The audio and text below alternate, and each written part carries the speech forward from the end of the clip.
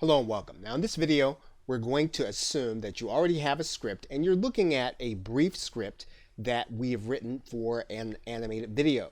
And as you'll notice that it's not very long, and you'll want to make sure that you have read through the script so you'll know exactly how long it is. Now the best way to go forward once you have this script is to transfer it onto some kind of presentation software. And you can do that with a program like PowerPoint, or as we said, you can use that with Google Docs using the slide menu. So you want to put one sentence at a time on each slide, and then you can then get ready to begin reading your script. Now, in order to record the script, you are going to need some audio editing software. If you have Camtasia or if you have Audacity, you can then read the script and then edit it to make sure that it meets your specifications. In order to record the script, simply turn on your slideshow presentation, and then you're going to narrate your audio. Now, it's going to be important when you are narrating your animated video that you leave a little gap between the timing of each slide so that you will then have time to change the scenes of each of your animated videos. So if you think about each line representing one scene, you want to read the script and then pause slightly and then move on to the next slide.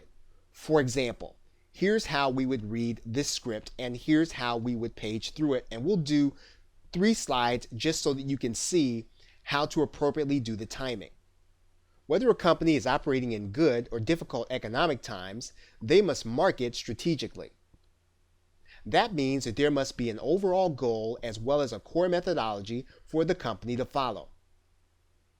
Blindly following trends such as mobile marketing or Google Maps without a strategy are unlikely to get you the results that you want from your promotional efforts. So you'll notice we read 3 slides, and you'll notice that in between each slide we pause slightly, and you'll see why this is necessary when we actually go to the timeline. So this is the fastest and easiest way to read your script, to know what you're doing, and to think through it. So whatever your audio creation software is, you can use Camtasia, you can use Audacity, you can use any of the screen sharing programs, and you have to remember, you're going to be creating an MP3 audio or a WAV file. So you don't really have to worry about the quality of the video. The only thing that you have to worry about is the quality of the audio. Now, the easiest way to edit the audio is going to be to use a program like Camtasia. And the reason is that you have a visual timeline. So you can actually record your video in one take. You can note the peaks in the timeline and you can edit it. And then you can produce your audio, which is going to be an MP3. There's an important thing to note here about the use of Camtasia 9 versus Camtasia 8 or even Camtasia 7. And that is that you cannot produce an MP3 file in one step. It's going to take at least 2. So if you are looking for a non-complicated way of being able to create and edit your audio in one step, you'll want to use Camtasia 8 in this case, which is the older version of the program versus Camtasia 9.